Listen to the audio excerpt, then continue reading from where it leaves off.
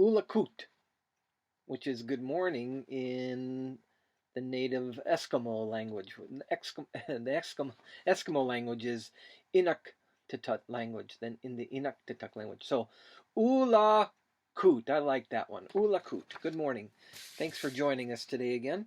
Today is day 21. It's Sunday, April 19th. Blessed Lord Day today. We're going to be reading from Psalms 58 through 60 and Acts 13 through 14 today. The verse that I picked out from yesterday is Psalms 56:22. Cast your cares on the Lord, and he will sustain you. He will never let the righteous be shaken. What a great verse. That's a great refrigerator verse. Cast your cares on the Lord. All right. We're reading through Psalms. So Psalms 58 through 60. Psalms 58 is a prayer asking God as a supreme judge to judge wisely and then hold rulers accountable for their injustice. Justice is a big deal in the Old Testament of the Bible. In fact, the American justice system is based a lot on the Old Testament justice system, especially the Ten Commandments. But justice, especially for the poor. Over and over again, you see passages that the Lord stands up for the orphan, the widow, and the foreigner. And those are the people that didn't have a lot of rights and were taken advantage of. And he would hold his own people accountable. If Israel's leaders were not just, he would hold them accountable for that. And so this is a psalm asking God to do that with some leaders that weren't very nice. Psalms 59 is a prayer of deliverance. Again, we see a lot of these, and the number one weapon is the tongue and how bad people can talk about other people and cause problems. Psalm 60 is kind of interesting. It's a national prayer for God's help after suffering a major blow from a foreign power. And if you notice in the title, I don't know if it says this in your Bible, but right below the chapter, and there's a little information there, and it says for instruction or useful for teaching maybe. And this psalm was taught to young people, probably to give them confidence in the face of a war coming on, or maybe just to remind them of who their God was. But it was meant to be taught and meant to be learned by the young people. So it's a national day, or it's a national prayer for God's help when bad things happen from foreign powers. All right, in the New Testament of the Bible, we see a shift. Last, we've been talking about Peter and some of the things he's doing. Now we're going to shift, and it's going to all focus on Paul from the rest of the way out. And so at Acts 13, Paul begins his first missionary journey.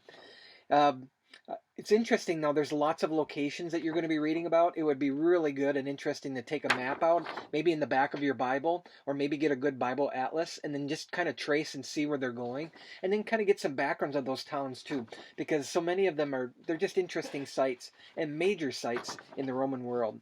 So we see, first off, that Paul and his companions go to Cyprus, which is an island, and there was a Roman authority there named Sergia Paulus, and he was very, very interested in the Christian faith, and so they were sharing with him. But there was also a Jewish sorcerer there called Bar Jesus, and he didn't like what the disciples were doing, and so he tries to cause an uproar.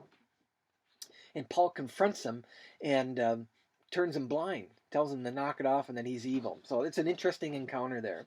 Now this is where in verse 9, in chapter 13, we say, this is where Paul's name changes. Saul was also called Paul. So it's not unusual to have a given name and then have a later name later on in your life. And so Saul, which is Hebrew, and so therefore that's part of his Jewish heritage. And the name Saul means asked by God.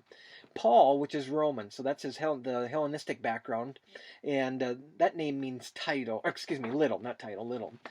From this point on, Paul is called Paul. And it's probably because he's in a Gentile, non-Jewish world now. He's traveling out through the Roman Empire, and so he's using his Roman connection there.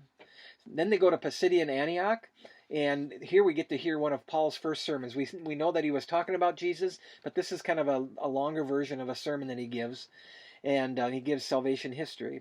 Now the Gentiles, it says, wanted to hear more, and so they kept asking him questions. But the Jews became jealous of them and started to persecute the disciples. In verse 49, though, it says, the word of the Lord spread throughout the whole region. So they were having luck going into these Gentile areas. Again, Gentile means just non-Jewish areas. They're going into the Roman world where people were speaking Greek that were influenced by other gods. In fact, you'll see that in one of the stories that are coming up. Then it says they went to Iconium, and then they went to Lystra and Derbe. And in Lystra and Derbe, the people, they heard him preach. They were so impressed that they thought they were Greek gods in the flesh. And so they took off and wanted to offer sacrifices to them. And Paul and his companions go, no, we're just ordinary men. Well, the Jews got a word of that, and so they stirred up a lot of trouble. And it says in that passage that they stoned Paul and then left him for dead. And so we have a scary encounter that we don't know what's going to happen to Paul. He survived, and they returned to Antioch, it said, in Syria. The only thing to note there at the last part of that chapter, in chapter 14, is, excuse me for flipping the coin here, is that they started to use the word elders, that they appointed elders in churches. These were going to be the leaders that would stay once the apostles left, that they would stay and be in charge of the church.